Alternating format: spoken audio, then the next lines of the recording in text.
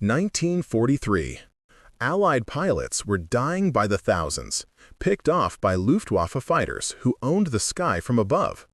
Then a handful of mavericks tried something so reckless it seemed like suicide.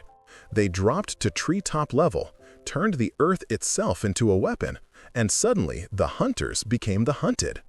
But how did flying at 50 feet, where one mistake meant instant death, become the tactic that broke the Luftwaffe's back? Before we jump back in, tell us where you're tuning in from, and if this story touches you, make sure you're subscribed, because tomorrow I've saved something extra special for you. In the winter of 1942, the sky over Europe belonged to Germany. Every morning, young men from Britain and America climbed into their bombers knowing they might not come home. The numbers told a terrible story.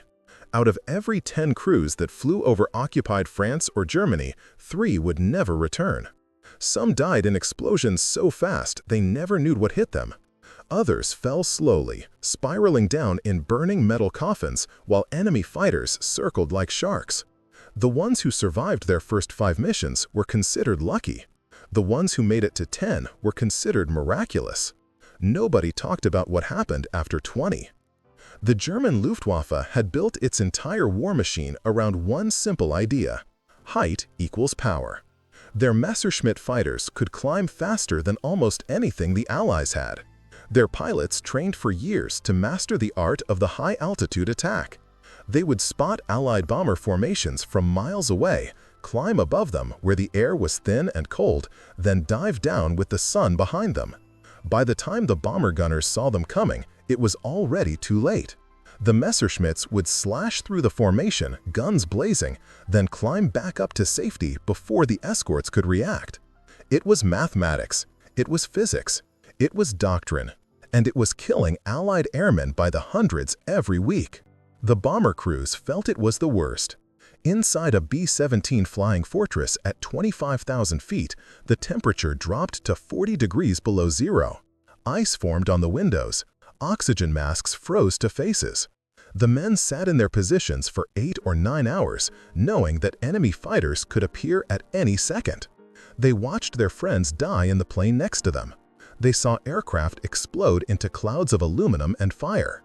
They counted the parachutes and knew that most times there were not enough. When they finally landed back in England, their hands shook so badly they could not light their own cigarettes. The fighter pilots who escorted them felt helpless too. The early Spitfires and P-47 Thunderbolts were good planes, but they had limits. They couldn't stay with the bombers all the way to the target and back. They ran out of fuel.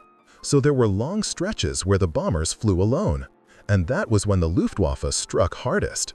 The escort pilots did what they could. They climbed high. They maintained formation. They followed the rules they had learned in training.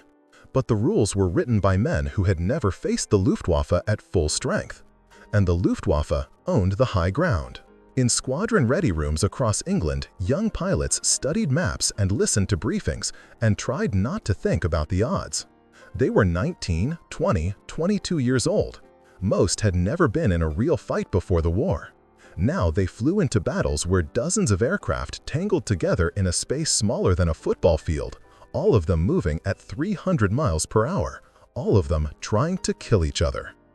The old veterans, the ones who had survived the Battle of Britain, told them the key was altitude.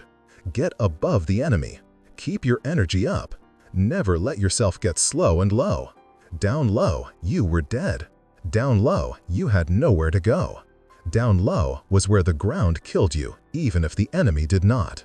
But scattered across the Allied air forces were a few pilots who had started to notice something strange. During reconnaissance missions, flying low to photograph German positions, they found that enemy fighters sometimes lost them. A Spitfire pilot named Davies had been jumped by 2 Messerschmitts over northern France. He dove hard, expecting to die. But instead of climbing back up, he stayed low, skimming over farmland at 300 feet. The Messerschmitts followed, but they seemed awkward down there. They overshot him twice. Finally, one of them pulled up and left. Davies made it home and filed a report, but nobody paid much attention. It was just one incident. It was probably luck. Then it happened again. An American P-47 pilot named Kowalski got separated from his formation during a bomber escort mission. 3 Focke-Wulf 190s came after him. He was out of options, so he went down. Not just down to 5,000 feet, down to 500, then 200. He flew so low over a German airfield that he could see soldiers diving for cover. The Focke-Wulfs tried to follow, but they were too fast, too heavy. One of them hit a radio tower and exploded. The other 2 broke off. Kowalski limped home with bullet holes in his wings, but he was alive. When he told his story at debriefing, the intelligence officer wrote it all down. But still, nobody changed the training manuals. The doctrine remained the same. Height equals safety. Height equals power. Never go low. In the spring of 1943, the air war was getting worse. The Germans had moved more fighters west. They had better tactics. They had veteran pilots who knew every trick. Allied losses were climbing toward numbers that could not be sustained. Some missions lost half their aircraft. Command was getting desperate. They needed something new. They needed an answer. But the answer, when it finally came, would not come from headquarters, or from tactical schools, or from men with rows of medals on their chests. It would come from a handful of young pilots who were tired of dying according to the rules. Pilots who were willing to try something that every instructor had told them was suicide. Pilots who looked at the ground rushing past at 300 miles per hour and thought maybe, just maybe, down there was where the Luftwaffe could not follow. Maybe down there, in the grass and the trees and the valleys where radar could not see and doctrine did not matter, was where the war could be won. But first, they would have to survive long enough to prove it. The first pilots who went low and lived to tell about it started sharing their stories in bars and mess halls. Word spread quietly at first, like a secret that nobody wanted to say out loud because it sounded too crazy to be true. A flight leader named Morrison tried it with his entire squadron during a sweep over Belgium in May 1943. They had been sent to hunt for German transport trucks. Instead of staying at 5,000 feet where the book said they should be, Morrison took them down to 100 feet. They followed a river valley, their propellers so close to the water that they kicked up spray. When they came around a bend, they found exactly what they were looking for. A German convoy, 40 trucks stretched along a country road, completely unprepared. The first the Germans knew about the attack was when cannon shells started ripping through metal and wood. Morrison's squadron made 3 passes. They destroyed 27 trucks, a fuel tanker, and 2 staff cars. Not a single Allied plane was hit. The German soldiers barely had time to jump into ditches. Their anti-aircraft guns never even fired. By the time anyone understood what was happening, the Spitfires were already gone, disappearing back down the valley at 300 miles per hour. Morrison filed his report. And this time, people listened. More squadrons started experimenting. They discovered that everything they had been taught about low-altitude flying was backwards. Yes, it was dangerous. Yes, one mistake would kill you instantly. But it was not suicide. It was something else entirely. It was a different kind of war. The German radar stations that could track a bomber formation at 20,000 feet could not see anything below 500 feet. The radar waves bounced off hills and trees and buildings, creating so much confusion that the operators just gave up. A fighter at treetop level was invisible until it was right on top of you. And by then, it was too late to do anything about it. The tactics spread like fire through dry grass. A group of American P-47 pilots started what they called milk runs. They would escort bombers to the target, then on the way home, they would drop down and hunt. Airfields were the best targets. German fighters had to land eventually, and when they did, they were sitting ducks. The P-47s would come in so low that the Germans thought they were their own planes at first. One pilot named Jackson described flying between 2 hangars with his wingtips just feet from the walls on either side. Another pilot, Martinez, said he flew so low over a German mess hall that he could see officers diving under tables through the windows. In one attack on a training field in northern France, 6 P-47s destroyed 43 German aircraft in less than 4 minutes. Most of the planes never even got their engines started. The Germans tried to adapt. They put up more anti-aircraft guns around their airfields. They stationed fighters on constant alert at low altitude. But it did not work. The problem was that the Luftwaffe's best fighters, the ones that had ruled the sky for 3 years, were terribly down low. A Messerschmitt 109 at 20,000 feet was a beautiful killing machine. At 100 feet, it was clumsy and dangerous to its own pilot. The plane was too fast. It couldn't turn tight enough. The heavy engine made it nose-heavy, so pulling up required both hands on the stick. German pilots who had shot down dozens of enemies at altitude found themselves helpless down in the weeds. They had trained their entire careers to fight one way, and now the rules had changed. Some of them tried to learn the new way. Most of them died trying. Meanwhile, Allied pilots were getting better at it every day. They learned to use terrain like a shield. Valleys and forests became highways where radar could not follow them. They learned to read the landscape at 300 miles per hour, spotting ditches and power lines and church steeples in time to dodge them. They learned that the human eye could not track a fast-moving target against a cluttered background. A German soldier looking up might see a flash of metal, hear the roar of an engine, but by the time his brain processed what he was seeing, the plane was already a mile away. It was like trying to swat a fly in a dark room. British Typhoon squadrons perfected something they called cab rank tactics. They would circle over the battlefield at ultra-low altitude, waiting for ground controllers to call in targets. When a German tank column appeared, the Typhoons would drop down even lower and attack with rockets and cannons. The German tankers called them the Jabos, short for Jagdbomber, and they feared them more than anything else on the battlefield. A Typhoon appearing out of nowhere, firing rockets from 200 yards away, could destroy a tank before the crew even saw it coming. The psychological effect was worse than the physical damage. German soldiers started to feel like they were being hunted by ghosts. The shift was happening not just in tactics, but in the minds of the pilots themselves. The old thinking, the high-altitude doctrine that said safety came from climbing, was dying. A new kind of pilot was emerging. They were younger, less formal, more willing to break rules. They flew by instinct instead of by the book. A squadron commander named Jameson put it simply in a letter home. He wrote that the Luftwaffe had spent years building a castle in the sky, and the Allies had just stopped trying to attack the castle. Instead, they burned the ground beneath it. The Germans kept looking up, waiting for the next high-altitude battle. But the real war had moved down to the grass and the mud and the treetops, where their beautiful theories meant nothing, and their years of training became a liability instead of an advantage. The Luftwaffe still had good pilots and good planes, but they were fighting yesterday's war, and every day they lost more men who never understood what hit them.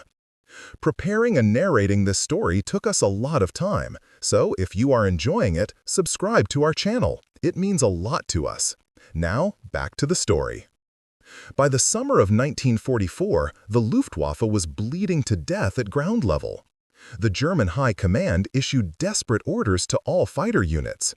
Do not pursue enemy aircraft below 1,000 meters.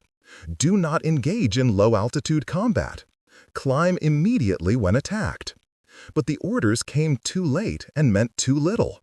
The Allied pilots had already taken ownership of the space between the Earth and the clouds, and they were not giving it back. Every day brought new losses. Experienced German aces, men with 50 or 60 kills, were being shot down by American pilots on their third mission. The mathematics of air combat had been completely rewritten, and the Luftwaffe could not solve the new equation. Hans Müller had been flying fighters since 1940. He had fought over France, over Britain, over Russia. He had 37 confirmed victories. Other pilots looked up to him. Ground crews asked for his autograph. But on a clear morning in June 1944, 2 weeks after the Normandy invasion, Mueller learned that all his experience meant nothing anymore. He was leading a flight of 4 Focke-Wulf 190s on patrol over the Bocage country when he spotted 2 American P-51 Mustangs below him. It should have been easy. He had the altitude advantage, he had the sun behind him. He had done this 100 times before. He rolled into a dive and his wingmen followed. The Mustangs saw them coming and did exactly what Mueller expected them to do. They dove away, but they did not level off at 5,000 feet. They kept going. 3,000 feet, 1,000 feet, 500 feet. Mueller followed, his speed building past 400 miles per hour. Then the Mustangs went lower still, dropping to barely 50 feet above the patchwork of hedgerows and farm fields. Mueller should have pulled up right then. Every bit of training he had ever received told him to climb back to altitude and wait for another chance. But he was angry. He was tired of seeing his friends die. He was tired of losing. So he followed them down into their world. And the moment he did, he knew he had made a terrible mistake. At 50 feet, everything happened too fast. The hedgerows were a blur beneath him. A stone wall appeared in front of him, and he yanked the stick back, feeling the extra weight of the Focke-Wulf's heavy nose. The Mustangs turned hard left, and he tried to follow, but his fighter was going too fast. He skidded wide, overshooting them completely. They turned again, and now they were behind him. He could see them in his mirror. He tried another turn, but the hedge lines were coming up too quickly. He pulled harder on the stick, feeling the plane shudder as it tried to respond. For a moment, he thought he might make it. Then his left wing clipped the top of a poplar tree. The impact was not much, just a touch. But at 400 miles per hour, a touch was enough. The wing crumpled, and the plane rolled left. Mueller had maybe 2 seconds to understand what was about to happen. Then the Focke-Wulf hit the ground and cartwheeled across a wheat field, shedding pieces with each impact. The noise was incredible, metal screaming. The engine was tearing loose, his head slamming against the canopy frame despite the straps holding him in. Then silence. He was lying on his side in what was left of the cockpit. His left leg felt wrong. When he looked down, he could see bone. German soldiers pulled him out and got a medic. Through the haze of shock and pain, Mueller looked up and saw contrails high above. Other fighters were up there, doing things the old way. But down here, in the grass, the war had changed into something he no longer understood. In the field hospital 3 days later, his leg in a cast and his flying days over, Mueller talked with another pilot who had survived a similar encounter. The man was younger, maybe 23, and he kept saying the same thing over and over. "We were not ready for this. We learned to fight like knights in tournaments," he said. "They learned to fight like wolves in forests. All our training was about honor and altitude and perfect tactics. Their training was about coming home alive." The difference seemed small, but it was everything. The Luftwaffe had built a philosophy around air combat. The Allies had built a survival strategy. And when those two approaches met at treetop level, philosophy lost every time. An American colonel named Zemka, who had flown both high-altitude escorts and low-level attacks, tried to explain it to a reporter. At 30,000 feet, he said, air combat is like chess. You calculate angles and energy states, you plan 3 moves ahead. At 30 feet, it is like a knife fight in a dark alley. You do not think, you react. The moment you hesitate, the moment you try to remember what the manual says, you are already dead. The Germans were still trying to play chess, while the Allies had switched to knife fighting. German pilots could not make that shift. Their training was too rigid. Their doctrine was too perfect. They had spent years learning to do one thing extremely well, and now that one thing was getting them killed. An American colonel named Zemka, who had flown both high-altitude escorts and low-level attacks, tried to explain it to a reporter. At 30,000 feet, he said, air combat is like chess. You calculate angles and energy states, you plan 3 moves ahead. At 30 feet, it is like a knife fight in a dark alley. You do not think, you react. The moment you hesitate, the moment you try to remember what the manual says, you are already dead. The Germans were still trying to play chess, while the Allies had switched to knife fighting. German pilots could not make that shift. Their training was too rigid. Their doctrine was too perfect. They had spent years learning to do one thing extremely well, and now that one thing was getting them killed. A French pilot flying for the British named Klosterman wrote in his diary about what it felt like down low. He said flying at 50 feet was like riding a motorcycle at 400 miles per hour through a forest in fog. Every second you were one mistake away from death. A bird strike could kill you. A moment of distraction could kill you. Your own prop wash bouncing off the ground could flip you over. But if you could handle the fear, if you could turn off the part of your brain that wanted to climb to safety, you became nearly impossible to stop. You appeared from nowhere, you hit hard, you vanished before anyone could respond. The ground was your ally, the trees were your cover, the hills were your shields. Everything that made high-altitude combat predictable made low-altitude combat chaos. And in chaos, the rigid fighter loses to the adaptive one every single time. Hans Müller returned to Hamburg in the winter of 1946. The train ride from the hospital took 2 days because so many bridges were gone. When he finally arrived, limping on a cane because his left leg had healed crooked, he barely recognized his own city. Entire neighborhoods had been turned into fields of broken brick. The famous church spires were stumps. Children played in bomb craters. His apartment building was still standing, but 3 of its 4 walls were missing, leaving rooms exposed like a dollhouse. His wife and daughter had moved in with relatives in the countryside. He had no job. The Luftwaffe no longer existed. For 3 years, he had been one of Germany's hunting eagles, feared across Europe. Now he was just another broken veteran in a broken country, trying to figure out how to survive peace. In the summer of 1947, Müller attended a denazification hearing. All former military officers had to go through them. It was mostly paperwork and questions about what he had done during the war. He told the truth. He had been a fighter pilot. He had shot down Allied planes. He had followed orders. The British officer conducting the interview asked him detailed questions about tactics and training. After the formal part was over, the officer, whose name was Davies, invited Müller to have tea. They sat in a dusty office, and Davies explained that he had also been a fighter pilot. He had flown Spitfires. For an hour, 2 former enemies talked about the war in the sky. Davies described how the low-altitude tactics had developed, how pilots had figured it out through trial and error, and how the doctrine had spread from squadron to squadron. Müller listened carefully. Finally, he spoke. "We flew like gods," he said quietly. "You flew like men who wanted to live." Davies nodded and poured more tea. What haunted Müller was not that Germany had lost. He had known for years that defeat was coming. What haunted him was how completely the Luftwaffe had been outthought. The Allies had not beaten them with better planes or braver pilots.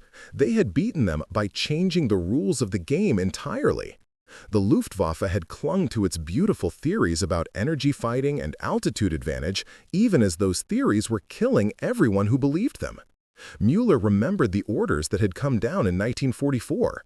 Do not engage below 1,000 meters. But by then, the entire war had moved below 1,000 meters, and refusing to fight there just meant dying without fighting back.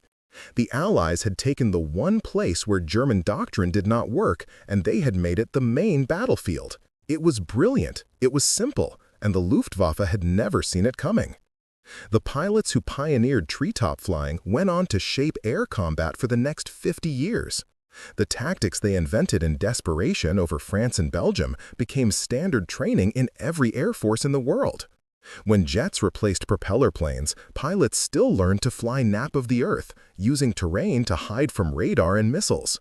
In Korea, American pilots flew close air support missions at 100 feet, attacking North Korean positions with the same techniques that had worked against the Wehrmacht. In Vietnam, pilots hugged valleys and hillsides to avoid surface-to-air missiles. In the Gulf War, Apache helicopters hunted tanks by hiding behind sand dunes.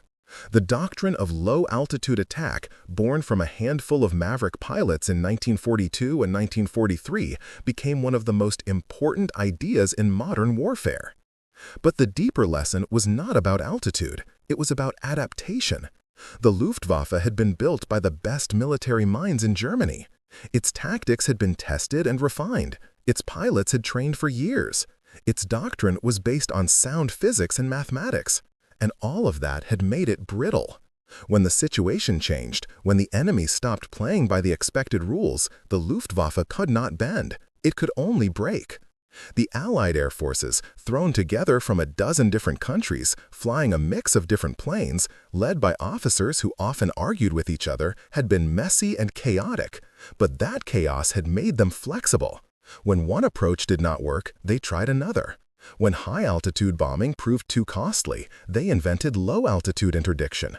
They were not smarter than the Germans, they were just more willing to be wrong and try again.